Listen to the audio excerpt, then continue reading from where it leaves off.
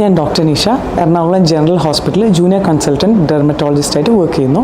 ഇന്ന് ഞാനിവിടെ പറയാൻ പോകുന്ന ടോപ്പിക് മെലാസ്മയെക്കുറിച്ചാണ്. മെലാസ്മ ഉണ്ടാകുന്ന കാരണങ്ങൾ, സാധാരണ ഇത് ഏത് പ്രായക്കാരിലാണ് മെലാസ്മ കൂടുതലായി കണ്ടുവരുന്നത്, അതിനുണ്ടാകുന്ന ട്രീറ്റ്മെൻറ്റ്, അതുമൂലമുണ്ടാകുന്ന കോംപ്ലിക്കേഷൻസ്. ഇന്ന് അതിനെക്കുറിച്ചാണ് ഞാനിവിടെ ഡിസ്കസ് ചെയ്യാൻ പോകുന്നത്. സാധാരണയായി മിഡിൽ ഏജ്ഡ് ആയിട്ടുള്ള ആളുകളിൽ മുഖത്ത് കണ്ടുവരുന്ന ബ്രൗൺ കളറിലുള്ള ഒരു പിഗ്മെൻ്ററി ചേഞ്ചാണ് മെലാസ്മ. ഇത് സാധാരണയായി സ്ത്രീകളിലാണ് കൂടുതലും കണ്ടുവരാറുള്ളത്. എന്നാൽ ഒരു 10% പുരുഷന്മാരിലും മെലാസ്മ കണ്ടുവരാറുണ്ട്. ഇത് മിഡിൽ ഏജ്ഡ് ആയിട്ട് പോപ്പുലേഷനിലാണ് കൂടുതലായി കാണുന്നത്. Commonly darker skinned population like Indian population, Asian population, Hispanic population, Fitzpatrick skin type 3, 4, 5 skin ടൈപ്സിലാണ് സാധാരണ മെലാസ്മ കണ്ടുവരാറുള്ളത്. മെലാസ്മയുടെ പ്രധാനപ്പെട്ട കാരണങ്ങൾ എന്ന് പറഞ്ഞാൽ ജനറ്റിക് പ്രീഡിസ്പോസിഷനാണ് മെലാസ്മയ്ക്ക് ഒരു പ്രധാനപ്പെട്ട കാരണം. ജനറ്റിക്കലി ഫാമിലി ഹിസ്റ്ററി ഓഫ് മെലാസ്മയുള്ള ഒരു പേഷ്യൻസിന് സ്വാഭാവികമായും മെലാസ്മ വരാനുള്ള സാധ്യത കൂടുതലാണ്. അതുപോലെ തന്നെ excessive UV exposure, sun exposure കൂടുതലായിട്ടുള്ള ആളുകളിൽ മെലാസ്മ വരാറുണ്ട്. പിന്നെ പ്രഗ്നൻസിയാണ് വേറൊരു മെലാസ്മയുടെ പ്രധാനപ്പെട്ട കാരണം. പ്രഗ്നൻസിയിൽ 2nd and 3rd ട്രൈമസ്റ്ററിൽ മെലാസ്മ കൂടുതലായി കണ്ടുവരാറുണ്ട്. 2nd and 3rd ട്രൈമസ്റ്റർ എന്ന് പറഞ്ഞാൽ ആദ്യത്തെ 3 മാസം കഴിഞ്ഞിട്ടുള്ള പീരീഡാണ് 2nd and 3rd ട്രൈമസ്റ്റർ. ആ സമയത്താണ് പ്രഗ്നൻസിയിൽ മെലാസ്മ വരാറുള്ളത്. ഇതിനെ ക്ലോയാസ്മ അല്ലെങ്കിൽ മാസ്ക് ഓഫ് പ്രഗ്നൻസി എന്നാണ് പറയാറുള്ളത്. കോൺട്രാസെപ്റ്റീവ് പിൽസ്, ഓറൽ കോൺട്രാസെപ്റ്റീവ് പിൽസും ഹോർമോണൽ തെറാപ്പി എടുക്കുന്ന പേഷ്യൻസിൽ മെലാസ്മ കൂടുതലായിട്ട് കണ്ടുവരാറുണ്ട്. Endocrine causes like thyroid can also induce melasma. പിന്നെ എക്സസീവ് യൂസ് ഓഫ് കോസ്മെറ്റിക്സ് അമിതമായി യൂസ് ചെയ്യുന്ന ആളുകൾക്ക് മെലാസ്മ വരാനുള്ള സാധ്യത കൂടുതലാണ്. അതുപോലെ തന്നെ phototoxic drugs like phenytoin, certain drugs like anti seizure ഡ്രഗാണ് ഫെനിറ്റോയിൻ പോലുള്ള ഡ്രഗ് യൂസ് ചെയ്യുന്ന ആളുകൾക്ക് മെലാസ്മ കൂടുതലായിട്ട് കണ്ടുവരാറുണ്ട്. മെലാസ്മ പ്രധാനമായും കണ്ടുവരുന്ന പ്രധാനപ്പെട്ട ഏരിയാസ് എന്ന് പറഞ്ഞാൽ ഫോർഹെഡ് ഏരിയ, അതായത് നെറ്റിത്തടങ്ങൾ, ഐദർ സൈഡ്, മാലാർ എമിനൻസ്, മുഖത്തിൻ്റെ 2 സൈഡുകൾ, upper part of the lip, മേൽചുണ്ടിൻ്റെ മുകളിലുള്ള ഭാഗം, അതായത് ചിൻ ഏരിയ, താടിയുടെ ഭാഗങ്ങൾ, ഇത്തരം ഭാഗങ്ങളിലാണ് മെലാസ്മ കൂടുതലായിട്ട് കണ്ടുവരുന്നത്.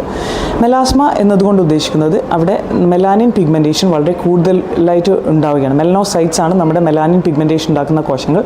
മെലനോസൈറ്റ്സിൻ്റെ ഓവർ ആക്ടിവിറ്റിയാണ് മെലാസ്മയുള്ള സ്കിന്നിൽ സാധാരണ കണ്ടുവരാറുള്ളത്.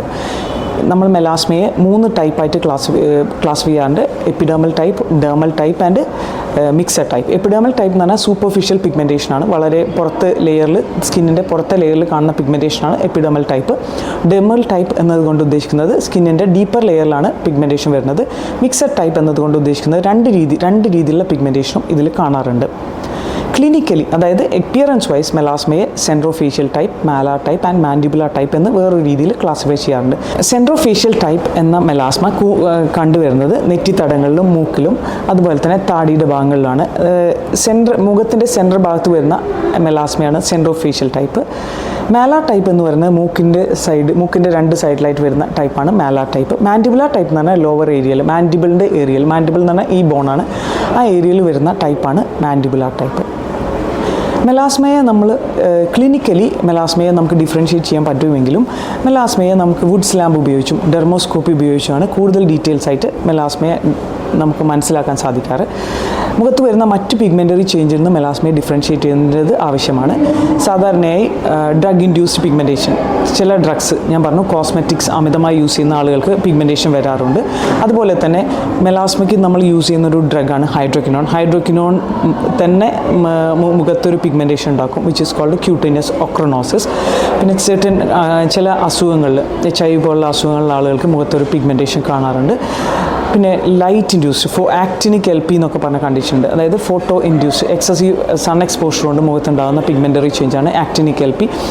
പല രീതിയിലുള്ള പോസ്റ്റ് ഇൻഫ്ലമേറ്ററി ഹൈപ്പർ പിഗ്മെൻറ്റേഷൻ, നമുക്കൊരു അസുഖം വന്ന് മാറിയാൽ ഒരു പോസ്റ്റ് ഇൻഫ്ലമേറ്ററി ഹൈപ്പർ പിഗ്മെൻറ്റേഷൻ ഉണ്ടാവും. ഇതെല്ലാം മെലാസ്മയിൽ നിന്ന് വേർതിരിച്ച് മനസ്സിലാക്കാൻ നമ്മൾ സാധാരണ ഡെർമോസ്കോപ്പി അല്ലെങ്കിൽ വുഡ്സ് ലാമ്പ് എക്സാമിനേഷൻ ചെയ്യാറുണ്ട്. ചില സിറ്റുവേഷനിൽ നമുക്ക് ബയോപ്സി പോലുള്ള ടെസ്റ്റുകൾ നമ്മൾ ചെയ്ത് നോക്കാറുണ്ട്.